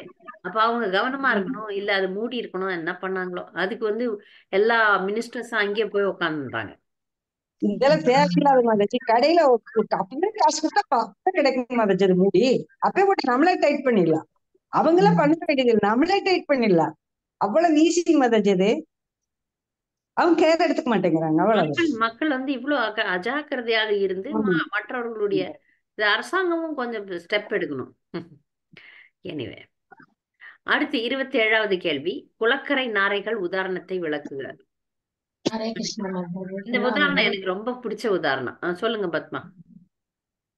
ஹரே கிருஷ்ணா. மழை காலத்தில் குளங்களின் கரைகள் சேராகும், உட்புகர்கள் அங்கு வளரும், கற்கள் குப்பைகள் எல்லாம் சேரும். இந்த இடத்துல வசதி குறைகளுக்கிடையிலும் கொசுக்கள் நாரைகளும் அங்கே சுற்றி வருகின்றன. அது போல எண்ணற்ற துன்பங்கள் இல்லற வாழ்வில் நேர்கின்றன. ஆயினும் லோகாயத மனிதர்கள் தமது குடும்ப பொறுப்பினை தமது மூத்த மைந்தர்களை ஒப்படைத்து விட்டு ஆன்மீக வளர்ச்சி பெறுவதற்காக வீட்டை விட்டு வெளியேற வேண்டும் ஒருபோதும் கருதுவதில்லை. அக்கருத்து அநாகரிகமானது என்று அதிர்ச்சி தருவது என்று அவன் கருதுகிறான். ஆனா அங்கே மெய்ப்பொருளையும் அதனுடன் தனக்கிருக்கும் உறவினையும் அவன் முற்றிலும் அறியாதிருக்கிறான் என்பதை அவங்க விட்டு போக மாட்டேங்கிறாங்க மாதாஜி. ஒரு இது வரவும் போகணும், அந்த இடத்துல இருந்துகிட்டு குளக்கரை நாரைகள் மாதிரி இருக்கிறாங்க.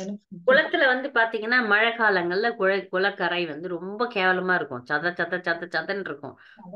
துப்பு பிளாஸ்டிக் கவர் எல்லாமே கொட்டி கிடக்கும். அப்போ அங்க நாரைகள் போவாது. ஏன்னா அப்பதான் மீன் பிடிச்சி சாப்பிட முடியும். அதனால நாரைகள் அங்கேயே வாழ்ந்துட்டு இருக்கும். அந்த நாரைகள் மாதிரி மனிதர்கள். வேலை முடிஞ்சுதா, வானப்பிரஸ்தம் இருக்குன்னு வீட்டை விட்டுட்டு மருமகளுக்கோ மகனுக்கோ, மகன் மருமகளுக்கு பொறுப்பு கொடுத்துடணும். கடைசி வரைக்கும் அந்த மாமியார்கள் வந்து பீரோ சாவி எடுத்து இடுப்புல சொரின்னு சுத்துவாங்க. கிச்சனை யாருக்கும் கொடுக்க மாட்டேன்னா அந்த கிச்சனை கட்டின்னு சுத்துறது லேடிஸ்.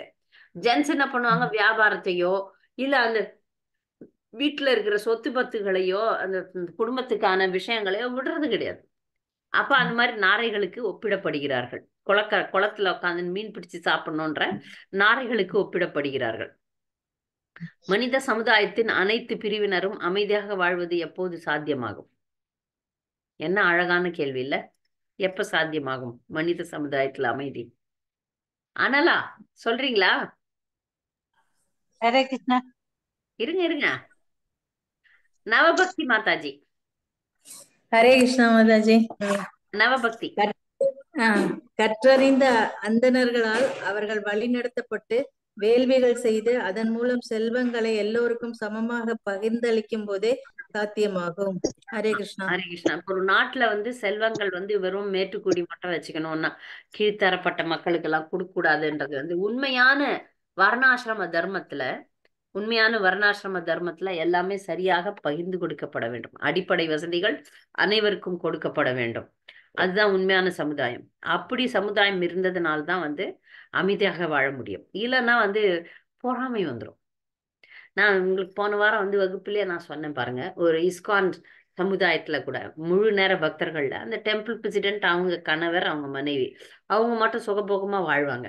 அப்ப அது கீழே இருக்கிற அந்த அடி தொண்டர்களுக்கு எல்லாம் அவங்க மேல பொறாமை வருது. நான் பார்த்திருக்கேன்.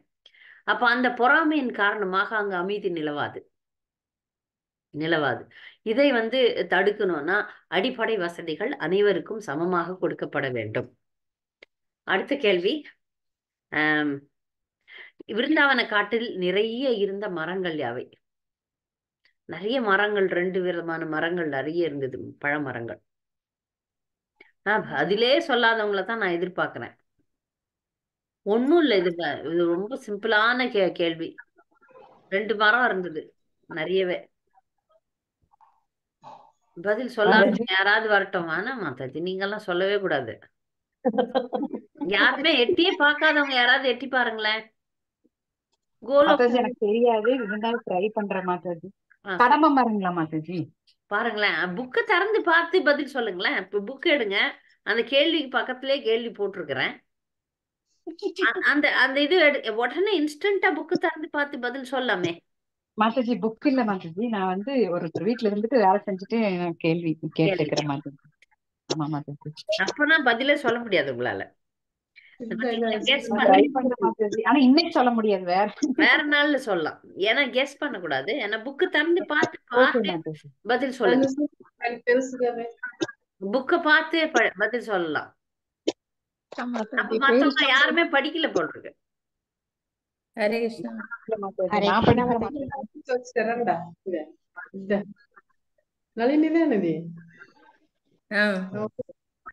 யாருமே பாக்கல. நடுவுல யாரோ தெலுங்குல வேற பேசுறாங்க. பேரிச்சம்பழங்கள் நாவல் பழங்களும் நிறைந்தது. அவ்வளவுதான், சிம்பிள். கரெக்ட். பேரிச்ச மரமும் நாவல் பழமும். நீங்க எவ்வளவு அட்டென்டிவா கிளாஸ்ல இருக்கிறீங்கன்றதுக்கு தான் சிம்பிள் கேள்வி. இதை நீங்க எல்லாம் புக்கு திறந்து படிச்சு கண்டிப்பா யோசனை பண்ணி ஒரு வாரம் படிக்க வேண்டிய அவசியமே இல்லை. இன்னைக்கே இப்பவே இப்படி புக்கை திறந்தீங்கன்னா பதில் கிடைக்குது. 30வது கேள்வி, விருந்தாவன பசுக்கள் எதனால் அதிகமான பால் சுரந்தன? பால் சுரந்ததுக்கு 2 காரணம் இருக்கு. எதுக்காக அதிகமா பால் சுரந்தன? அதிலே சொல்லாதவங்க அனலா மாதாஜி.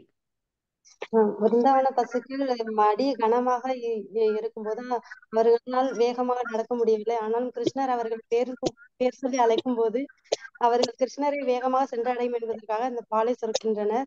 அதனால் புட்களும் ஆரோக்கியமாக வளர்கின்றன. ரெண்டு காரணம் என்னன்னா, நல்ல புல்ல சாப்பிட்டதுனால நிறைய பால் இருக்கு. கிருஷ்ணர் ஒரு பசியும் பேர் வச்சு கூப்பிடுவாராம். யோசனை பண்ணி பாருங்களேன். இந்த உலகத்துல கோடான கோடி மக்கள் இருக்கிறாங்க. பகவான் வந்து உங்களை மட்டும் விசேஸ்வரி மாதாஜி அப்படின்னு கூப்பிட்டா உங்களுக்கு எப்படி இருக்கும்? இல்லையா? அந்த மாதிரிதான். அப்போ அந்த பசுக்களை வந்து ஒரு யமுனா, கங்கா அப்படின்னு சொல்லிட்டு கூப்பிடுவாராம். பேரை வச்சு கூப்பிடுவாரு. அப்ப அந்த பசுக்களுக்கு வந்து ஏராளமான பால் அதெல்லாம் அப்படியே சொரிய ஆரம்பிச்சிடும் கிருஷ்ணருக்காக. 31வது கேள்வி, மழை பெய்யும் போது ஸ்ரீ கிருஷ்ணர் எங்கே இருப்பார்? அது ஒரு அழகான வர்ணனை. மோகினி ரூபா. மழை பெய்யும் பொழுது விளையாடுவதற்காகவும் கிழங்குகள் பழங்கள் போன்றவற்றை உண்பதற்காகவும் பகவான் குகைகளிலோ அல்லது மரத்தின் பெரிய பொந்துகளிலோ புகுந்து கொள்வர். சரியா இருந்துச்சு, சரியா சொன்னீங்க. நன்றி. 32வது கேள்வி, விருந்தாவனத்தின் எழில்மிக்க மழைக்காலம் எங்கிருந்து எதனால் வந்தது? மழைக்காலம் எங்கிருந்து எதனால் வந்தது? படிச்சீங்களா விசேஸ்வரி மாதாஜி?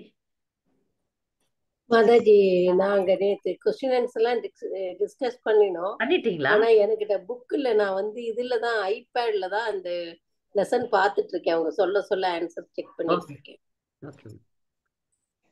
சாந்தாமணி மாதாஜி. மாதாஜி, கொஸ்டின் இன்னொரு தடவை கேளுங்க. விருந்தாவனத்தின் எழில்மிக்க மழைக்காலம் எங்கிருந்து எதனால் வந்தது?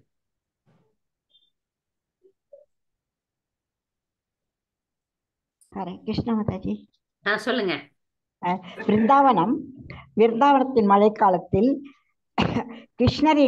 ஸ்ரீ கிருஷ்ணரின் ஆனந்த லீலைகளை அதிகரிப்பதற்கு, பகவானின் மனத்தினை கவர்வதற்காகவும், பகவானுடைய ஆனந்த லீலைகளை அதிகரிப்பதற்காகவும் பகவானுடைய அகச்சக்தியிலிருந்து மழை வந்தது. எங்கிருந்து மழை வந்துச்சுன்னா பகவானுடைய அகச்சக்தியில இருந்து வந்தது. எதுக்காகனா பகவானுடைய லீலைகளுடைய ஆனந்தத்தை அதிகரிப்பதற்காக. 2. நன்றி. சரத்காலம் என்றால் என்ன? யாருன்னா படிச்சீங்கன்னா சரத்காலம் என்றால் என்ன? சரத்காலம் என்றால் என்ன? 2 காலம் தான் படிக்கிறோம். சரத்காலம் சொல்லுங்க.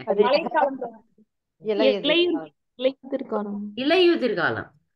மழை காலத்தை மழைக்காலம் தான் சொல்றாங்க. சரத்காலத்தை வந்து இலையுதிர் காலம்னு சொல்றாங்க. அடுத்தது, புனர் யோக நிஷேவயா பொருள் கூறுக. புனர் யோக நிஷேவயா. தாமரை மலர்களுக்கு புத்துயிர் அளிக்கும் சரத்காலம் என்னும் இலையுதிர் காலமானது வழி தவறி வீழ்ச்சியுற்ற யோகிகள் மீண்டும் பக்தி தொண்டினை பயிற்சி செய்வதாகும். மீண்டும், புனர்னா மீண்டும் பக்தி தொண்டு பயிற்சி செய்யும் போது மனங்கள் வந்து தூய்மை அடைகின்றது.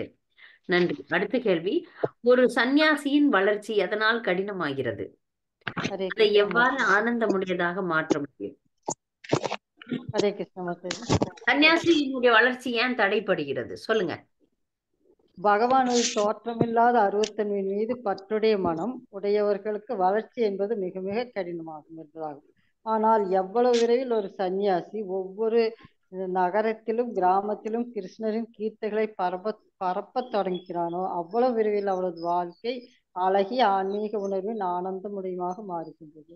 பக்தர்கள் வந்து ஒரு விஷயத்த நல்லா புரிஞ்சுக்கணும். சன்னியாசிகள் மாயவாதத்திலே இருக்கிறாங்க. அவங்க எல்லாம் எப்ப அருவத்தன்மையம் பண்றாங்களோ அப்போ வரைக்கும் அவங்களால வளரவே முடியாது. ஏன்னா அருவவாதிகளுக்கெல்லாம் நிறைய மாயா அட்டாக் நடக்கும். அதனால அவங்க சீக்கிரமா பணம், பெண், காசு அதுல எல்லாம் மயங்கி போயிடுவாங்க. அப்ப அவங்க நல்லா இருக்கணும், அவங்க ஆன்மீகத்துல முன்னேறணும்னா பகவானுடைய கீர்த்தனைகளை பாட வேண்டும். இல்லைன்னா அவங்க முன்னேற முடியாது.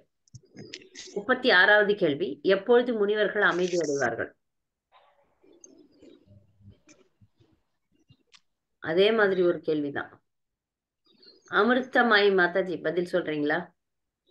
மேகங்கள் தான் வைத்திருந்த அனைத்தையும் துறந்து தூய ஒளியுடன் மிளிர்வதானது பௌதீக இச்சைகள் அனைத்தையும் துறந்து அதன் காரணமாக தீய எண்ணங்களிலிருந்து விடுதலை பெறுவது போல முனிவர்கள் அமைதியுடன் வாழ முடியும்.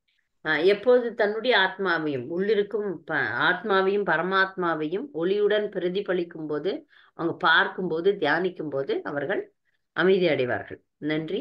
37வது கேள்வி, ஒரு ஆன்மீக விஞ்ஞானி ஏன் சில நேரங்களில் ஆன்மீக விஞ்ஞானத்தை விரிவாக பேசியும் சில நேரங்களில் எதுவும் பேசாமல் அமைதியாக இருக்கின்றனர்? இதுக்கு ஒரு அழகான பதில் சொல்லியிருக்கிறார். நானும் அதை ரொம்ப வேகமா படிச்சேன். என்னவா இருக்கும் பதில்? சில நேரங்கள்ல பேசுவாங்க ஆன்மீக விஞ்ஞானிகள்னா சன்னியாசிகள், தூய பக்தர்கள். அவங்க சில நேரத்துல பேசுவாங்க, சில நேரத்துல பேசவே மாட்டாங்க, மௌனமா இருப்பாங்க. நீங்க போய் பதில் என்ன கேட்டாலும் வராது பதில். அதற்கு காரணம் என்ன? ஹரே கிருஷ்ணா மாதாஜி. ஹரே கிருஷ்ணா. ஹரே சொல்லுங்க கிருஷ்ணா மாதாஜி. சொல்லுங்க. மழைக்காலத்தில் மலைகளிலிருந்து தொடர்ந்து நீர் விழுந்து கொண்டே இருக்கும். ஆனால் இளையோர் காலத்திலோ சில சமயம் நீர் விழும், சில சமயம் நீர் விழாதிருப்பதும் உண்டு. அதுபோல சிறந்த தெய்வீக ஆச்சாரியர்கள் ஆன்மீக ஞானத்தை பற்றி சில சமயம் விரிவாக பேசுவர், சில சமயம் ஒன்றும் பேசாது அமைதியுடன் இருப்பர். தன்னுறவு பெற்ற ஆத்மா பரமாத்மாவுடன் நெருங்கிய தொடர்பு கொள்கிறான். பரமாத்மாவின் விருப்பத்திற்கேற்ப ஒரு தகுதியுடைய ஆன்மீக விஞ்ஞானி சூழ்நிலையை பொறுத்து முழு பொருள்களையும் விளக்கம் செய்யலாம், விளக்காமலும் இருக்கலாம். ஹரே கிருஷ்ணா. அதான் பதில் வந்து அந்த பரமாத்மா வந்து ஆமா அப்படின்னு சொன்னார்னா இவரு ஆமா சொல்லுவார். பரமாத்மா பேசாம இருந்தா இவரும் பேசாம இருப்பார்.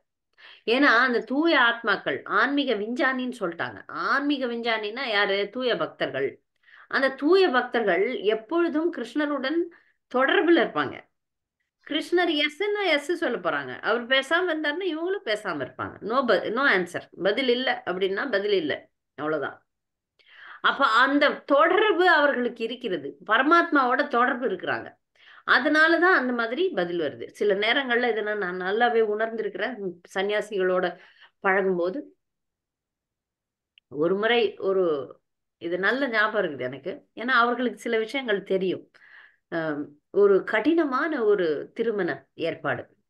அந்த அந்த ஒரு பிரபுவுக்கு வந்து ரொம்ப சுலபத்துல யாரையும் ஒத்துக்கல. அவரு வயதும் ஆயிப்போச்சு.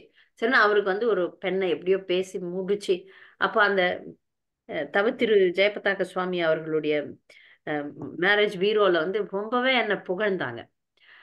நாங்க போய் பேசணும் தவத்திரு ஜெயபதாக சுவாமி அவர்களிடம். இந்த மாதிரி ஒரு கல்யாணத்தை அவருக்கு ஃபிக்ஸ் பண்ணியிருக்கோம் அப்படின்னு. கல்யாணம் நடக்கட்டும், அப்புறம் பேசுங்கன்னு சொல்லிட்டாரு. அது நடக்கல. அப்ப வந்து அவர்கள் வந்து தொடர்புல இருக்கிறாங்க, பகவானோட தொடர்புல இருக்கிறாங்க. அதனால அவங்களுக்கு தெரியும் இது நடக்கும் நடக்காதுன்னு. அது நடக்காதுன்னு அவருக்கு தெரிஞ்சிருக்கோம். நாங்க வந்து இது முடிஞ்சிருச்சு அவ்வளவுதான். ரொம்பவே சந்தோஷப்பட்டோம் அந்த டீமே. அதுல நான் ரொம்ப கஷ்டப்பட்டு பல போன் ரொம்பவே அது ஹார்ட் ஒர்க் பண்ணேன் நான் அதுல. ஆனா அவர் சொன்ன பதில் சொன்னார். அது அப்பவும் புரியாது, எங்களுக்கு புரியல. ஏன்னா முடிச்சிட்டோம்னு நினைச்சிருந்தோம். நாங்க முடிஞ்சிடுச்சு, இந்த திருமணம் முடிந்து விட்டது அப்படின்ற ஒரு எண்ணத்துலதான் நாங்க போய் அவர்கிட்ட ரிப்போர்ட்டே பண்ணோம். ஆனா அவர் சொன்னார் திருமணம் நடக்கட்டும் அப்புறம் பேசுங்க அப்படின்னாரு. அது நடக்கல. அதனால தூய பக்தர்களுக்கு என்ன நடக்க போகுதுன்றது கூட ஓரளவு பரமாத்மா உள்ளன்னு சொல்லுவார். சில நேரங்கள்ல சொல்லாமலும் இருப்பார்கள். ஏன்னா அங்க ஆன்சர் அவங்களுக்கு கிடைக்காதுன்னு அப்ப சொல்ல மாட்டாங்க. இது நடக்காதுன்னு அவருக்கு தெரிஞ்சிடுச்சு, நடக்காது அப்படின்ற மாதிரி சொன்னார். அதை கூட நடக்காதுன்னு நெகட்டிவா சொல்ல, திருமணம் நடக்கட்டும் அப்புறம் நீங்க பேசுங்க அப்படின்னு சொன்னார். அது நடக்கவே இல்லை. அதுக்கப்புறம் நம்ம தொடர்புல அதை வைத்து பார்க்கும்போது நமக்கு சில விஷயங்கள் புரிகின்றன. பாருங்க, 38வது கேள்வி. இல்லற வாழ்வில் பற்றுள்ளோர் எதை அறிவதில்லை? மீன் உதாரணம் கூறி விளக்கவும். ஹரே கிருஷ்ணா மாதாஜி. சொல்லுங்க அனிமா. மழைக்காலம் முடிந்த பிறகு நீர் வற்றிக்கொண்டே வருகிறது. ஆனால் மூட மீனோ இதனை அறிவதில்லை. இதனால் அவை ஆற்றங்கரை குளக்கரை அருகிலேயே நீந்திக் கொண்டிருக்கின்றன. அதுபோல் இல்லற வாழ்வில் பற்றுடையோர் தமது வாழ்நாள் குறைந்து கொண்டே வருகிறது என்பதை அறிவதில்லை. இதன் காரணமாக அவர்கள் கிருஷ்ண உணர்வில் நிறைவு பெறாத ஜனன மரண சுழற்சியிலேயே தொடர்ந்து இருக்கின்றனர். ஹரே கிருஷ்ணா. இதுல ஒரு விஷயத்த கொஞ்சம் ஆட் பண்ணிக்கணும். அந்த மீன் வந்து ஆத்துலயோ கிணத்துலயோ இருக்கிறது இல்ல. 6 கிணறுனா கொஞ்சம் தண்ணி இருக்கும். அது ஒரு சின்ன குட்டையில இருக்குது. குளத்தில் இருக்கும். குளம் கிடையாது, குட்டை. ஏன்னா சீக்கிரம் வத்திரும். நாள் குறையதை அறியாத மனிதனை போல, தண்ணீர் எப்படி வத்த போகுதுன்றது அறியாத மீன் போல. அந்த மீனுக்கு தெரியாது இந்த கொஞ்சம் தான் இருக்கு தண்ணி, வத்தி போயிடும், நம்ம செத்துருவோம் அப்படின்னு தெரியாது மீனுக்கு. அது போல ஒரு நாள் குறையுது பாருங்க நமக்கு. அப்ப நமக்கு அறிவு வேணும். ஐயோ ஒரு நாள் போயிடுச்சு, அவ்வளவுதான், என் வாழ்நாள்ல ஒரு நாள் போச்சு, அந்த நாளை நான் கிருஷ்ண உணர்வுல செலவு பண்ணலன்னா வீண். அது மட்டும் நல்லா புரிஞ்சுக்கணும். 39வது கேள்வி. அறியாமையே ஆனந்தம். இது எத்தனை பேருக்கு தெரியும்? அறியாமையே ஆனந்தம் என்ற கருத்து தவறானது என்பதை விளக்க வேண்டும். யாருக்கு தெரியும் அந்த கருத்து? ஆங்கிலத்துல யாருக்கு தெரியும்? யாராவது சொல்லுங்களேன். வைஷ்ணவி வாணி, இது தெரியுமா உங்களுக்கு? இது ஆங்கிலத்துல ரொம்ப ஃபெமிலியர் வாசகம். மாதாஜி திருப்பி ரிப்பீட் பண்ணுங்க மாதாஜி. அறியாமையே ஆனந்தம். சொல்லுங்க Vasanthi. ignorance is bliss. ignorance is bliss. ஏன்னா அங்க ஆபத்து இருக்குதுன்னு தெரியலன்னு வச்சுங்க, நாம ஆனந்தமா இருப்போம். ஆனா அது தவறானது என்பதை எப்படி விளக்குவீங்க? பகவானை பற்றியும் நாம் அறிய முடியாது, அப்பொழுது நம்மளுக்கு விமோச்சனமே கிடையாது. கரெக்ட். சோ இதே சுழற்சியில் இருந்தாக வேண்டும். ஏன்னா ஆன்மீக வாழ்வினை பற்றி அறியாதிருப்பது ஆனந்தம்னு கருதினாலும், ஆனா இந்த வாழ்க்கையில வந்து பிரச்சனைகள் இருக்குதான் போகுது. ஆன்மீக வாழ்க்கை எடுத்துக்கணும்னா அதுலயும் பிரச்சனைகள் இருக்கு. ஆனால் நம்ம எதுவுமே தெரியாம அப்படியே கர்ம வினையெல்லாம் யார் கண்டது? பிரச்சாரம் செய்யும் போது சொல்லுவாங்க, யார் பார்த்தது அடுத்த பிறவிலாம் விடுங்க அப்படின்னு. ஆனால் அவனுடைய புலன்கள் அவனை எப்படியும் கீழே தள்ள போகுது. எப்படியும் நமக்கு ஆபத்து தான். இந்த மீன் மாதிரி, மீன் அறியாமல் இருக்கிறது. இப்ப வெட்டுக்கு போகும்போது, இந்த உதாரணத்தை என்னுடைய குருதேவர் சொல்வாரு, பிரபுபாதர் சொல்லுவார், ஒரு ஆடு இருக்கு பாருங்க, ஆடுங்கள்லாம் வந்து வெட்டுக்கு லைனா விடுவாங்க, வரிசையில நிக்க வச்சிருவாங்க. ஒண்ணு வெட்டப்படுது, பின்னாடி இருக்கிற ஆடுங்கள்லாம் பார்த்துட்டு தான் இருக்கு, அதுங்களுக்கு அறிவே இருக்காது. நாமளும் இப்படி வெட்டப்படுவோம் என்ற அறிவே இருக்காது. அப்ப எதனா தழை கிடைக்குமா, சாப்பிடலாமா, இன்னொரு பெண் ஆடு இருக்குமா, அந்த ஆடு மேல போலாமா, அப்படி யோசனை பண்ணிட்டு ஆடுங்க நிக்கும். அப்ப அதுங்கெல்லாம் இக்னோரன்ஸ் இஸ் பிளிஸ், அந்த மாதிரி அறியாமையே ஆனந்தம். வெட்டப்படுறோன்றதே தெரியாம ஆனந்தமா இருக்கிறாங்களா, அது வந்து மிகவும் பாதகமானது. 40வது கேள்வி, ஆதிஷு என்ற வார்த்தை எதை குறிக்கிறது? ஆதிஷு. ஆதிசு என்னும் வார்த்தை உடலில் துணை பொருட்களாக மக்கள், இல்லம், செல்வம் போன்றவற்றை குறிக்கிறது. நன்றி. அடுத்த கேள்வி, ஒருவன் வேத மந்திரங்களை எதற்காக ஓதுகின்றான்? ஹரே கிருஷ்ண மாதாஜி, நான் சொல்றேன் மாதாஜி. மண்ணுலகில் தனது உயர்வுக்கும் யோக சக்திக்கும் அருவமுக்திக்கும் ஒருவன் சாதாரண வேத மந்திரங்களை ஓதுகிறான். ஆனால் ஒரு முனிவன் சுய விருப்பங்களை அறவே ஒழித்து விடும் பொழுது அவன் முனிவன் வந்து அடுத்த கொஸ்டின். வேத மந்திரங்களை ஓதுறதுக்கு காரணம் என்னன்னா, யோக சக்தி வேணும், சித்திகள் வேணும், அருவமுக்தி வேணும், உயரணும், எல்லாரும் ஆஹோ ஓஹோன்னு என்ன புகழணும். அதுக்காக தான் அவங்க பண்றது மந்திரங்களை ஓதுறது. உண்மையா வேத மந்திரம் எதுக்கு ஓதணும்னா பகவானை திருப்திப்படுத்துவதற்காக. ஆனா பொதுவா மக்கள் செய்யறதுக்கு காரணம் இதான். சுய விருப்பங்கள் ஒழிந்த பிறகு ஒருவன் என்ன செய்கிறான்? சுய விருப்பம் எல்லாம் போயிடுச்சுன்னா என்ன பண்ணுவான்? அவன் பரமபுருஷ பகவானின் கீர்த்திகளை சிறப்பாக ஓதுகிறான். அப்பதான் அவன் ஒழுங்கா அந்த லைனுக்கு வருவான். அது வரைக்கும் அவனை வந்து அழகழிக்கும் ஆசைகள். 43வது கேள்வி, புலன்களை அடக்குவதால் என்ன பயன் கிடைக்கும்?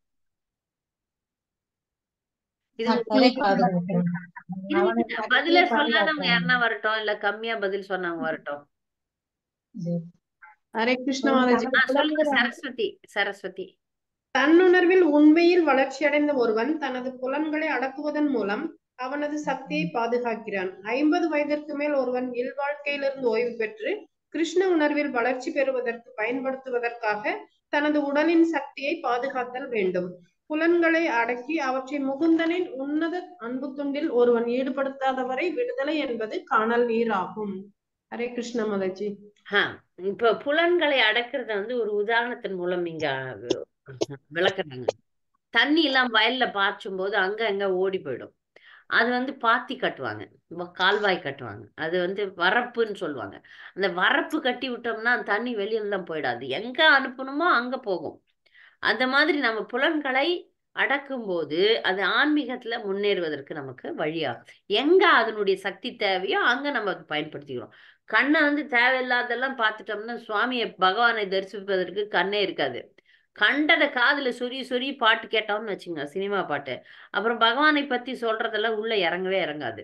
அது போலதான் கண்டதை சாப்பிட்டு பழக்கமானவங்களுக்கு பிரசாதம் பிடிக்கவே பிடிக்காது. அது நான் பாத்திருக்கேன். அது வெங்காயம் போட்டாதான் நல்லா இருக்கும், பூண்டு வதக்கி போட்டு நசுக்கி போட்டாதான் நல்லா இருக்கும். கண்டதை சாப்பிட்டோன்னே அவங்க புலன்கள் வந்து கண்ட இடத்துக்கு ஓடி போச்சு. பிரசாதத்தை சுவைக்கக்கூடிய அறிவோ அந்த சுவையினுடைய தன்மையோ புரியவே புரியாது. அதான், அதனால புலன்களை அடக்கும் போதுதான் ஆன்மீகத்துல முன்னேற்றம் கிடைக்கும். எது வைகுண்டம் என்று அழைக்கப்படுகிறது? இந்த பாடம்லாம் நான் நடத்தல, கடைசியில அப்படியே சொல்ல கேள்வி கேட்க ஆரம்பிச்சிட்டேன். எது வைகுண்டம் என்று அழைக்கப்படுகிறது?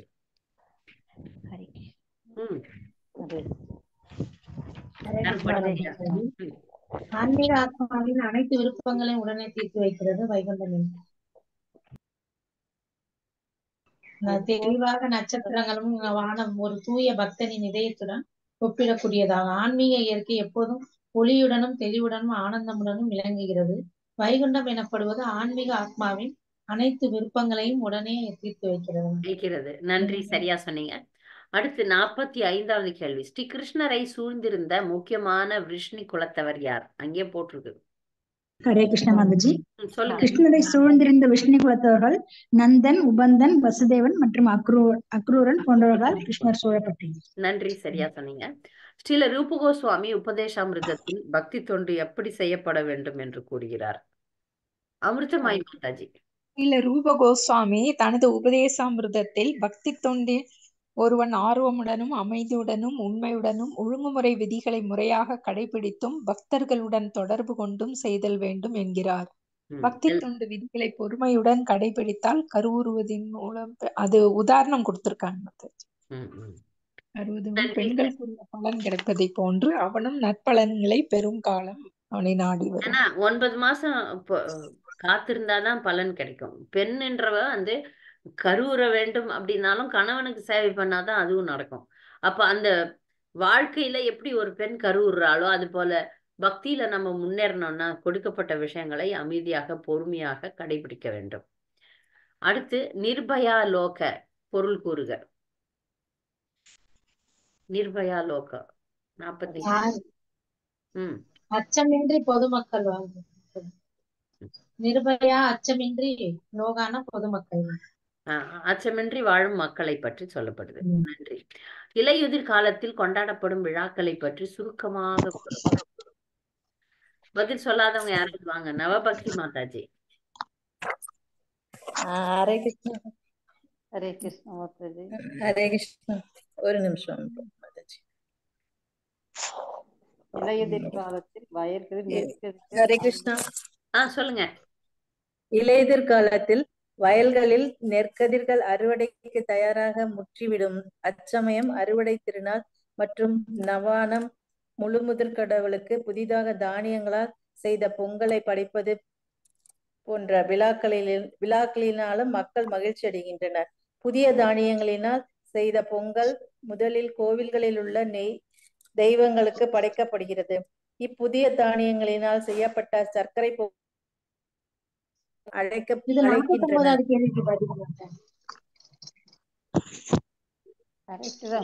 48வது கேள்வி வந்து இலையுதிர் காலத்துல என்னென்ன விழாக்கள் நடக்குது? ஏன்னா மழை காலத்துல வந்து பயிரெல்லாம் வளர்ந்து இலையுதிர் காலத்துல அறுவடை எல்லாம் நடக்குது. இங்க பொங்கல் போன்ற மகர சங்கராந்தி, பொங்கல், போகி ஆகியவை எல்லாம் இங்க பண்ணு. புதிய தானியங்களை நைவேத்தியம் பண்ற விழாக்கள், சூரியனுக்கோ முழுமுதற் கடவுளுக்கோ படைக்கின்ற விழாக்கள்லாம் வந்து இலையுதிர் காலத்துல நடக்கும். அடுத்த கேள்வி, கடைசி கேள்வியா? கடைசி கேள்வி. இலையுதிர் காலத்தில் மக்கள் ஏன் மகிழ்ச்சி அடைகின்றனர்? ஹரே கிருஷ்ண.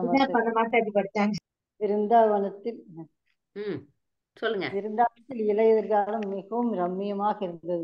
வைசியர்களும் மன்னர் குலத்தோரும் மாமுனிவர்களும் தாம் விரும்பிய வரத்தினை எய்துவதற்காக எவ்வித தடங்களும் என்று சுதந்திரமுடன் நீங்கினர். அதுபோல உன்னத ஞானிகள் பௌதீக உடற்கூட்டிலிருந்து வெளியேறி தாங்கள் விரும்பிய குறிக்கோளினை அடைந்தனர். இலையுதிர் காலம்னா என்ன? மழை காலம் முடிஞ்சு போச்சுன்னு அர்த்தம். வியாபாரிகள்லாம் வியாபாரத்துக்கு கிளம்ப ஆரம்பிச்சிருவாங்க. மழை காலத்துல பயணிக்க முடியாது. அதனால அவங்க வந்து அவங்களுடைய பயணங்களை ஏற்படுத்துவாங்க. அதனால மகிழ்ச்சி அடைந்தார்கள். அது போல பக்தி ஞானிகள் பக்தர்கள்லாம் வந்து மழை காலத்துல ஒரே இடத்துல தான் இருப்பாங்க. அதுதான் சதுர்மாசியம்.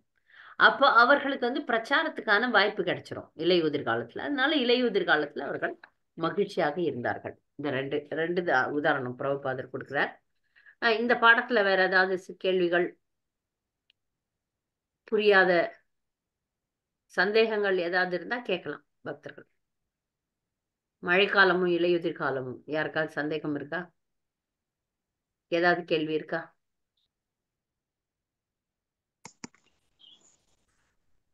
மாதாஜி அந்த மாதாஜி கிளாஸ் அனுப்பிச்சுவீங்க மாதாஜி. ஒரு கொஸ்டின்ஸ் எப்போது அனுப்புவீங்க? இந்த தடவை இல்ல. அனுப்பலையா? ஆமா மாதாஜி, எனக்கு கொஸ்டின்ஸ் மட்டும்தான் வந்தது, கிளாஸ் வரல மாதாஜி. இருங்க நான் பாக்குறேன், ஒரே நிமிஷம். போன வாரம் கிளாஸ் அனுப்பலையா நானு? ஓ இல்ல மாதாஜி அனுப்பல நீங்க. ஆமா கண்டிப்பா. அது யாராவது ஞாபகப்படுத்திருக்க வேண்டியதானே. போட்டுட்டேன் நான் யூடியூப்ல போட்டுட்டேன். ஆனா அனுப்பல. சரி அது நீங்க நான் ஞாபகப்படுத்தணும். மறந்துருக்கேன். மன்னிக்கணும். அப்ப அந்த கிளாஸை கேட்டிருந்தா இன்னும் நல்லாவே பதில் சொல்லியிருக்கலாம் பக்தர்கள். எனிவே நான் இந்த வாரம் அமைச்சிடுறேன் ஞாபகமா. மாதாஜி கேளுங்க. இந்த இது இருக்குல்லையா அந்த புஸ்தகம் நான் கொண்டு வரல ஊர்ல இருந்து, அதனால ஸ்லோகம்னா அதுல இருந்து எத்தனாவது சொன்னேன் நான் படிக்கிறேன். அர்த்தமெல்லாம் அந்த கதையெல்லாம் என்னால படிக்க முடியல, அந்த புக்கு இல்லை என்கிட்ட. நான் ஸ்ரீரங்கத்துல இருக்கறனால இவங்களோட புஸ்தகத்தை படிக்கிறேன், ஸ்லோகம் படிச்சுடுவேன். ஆனா அர்த்தங்கள்லாம் எனக்கு கதையெல்லாம் சொல்றதுக்கு வரல. சரி வேற ஏதாவது கேள்விகள் இருக்கா இந்த பாடத்துல? சரி. மாஞ்சா கல்பதரிபச கிருபா சிந்துப்தேவ பதிதானம் பாவனேபியோ வைஷ்ணவேபியோ நமோ.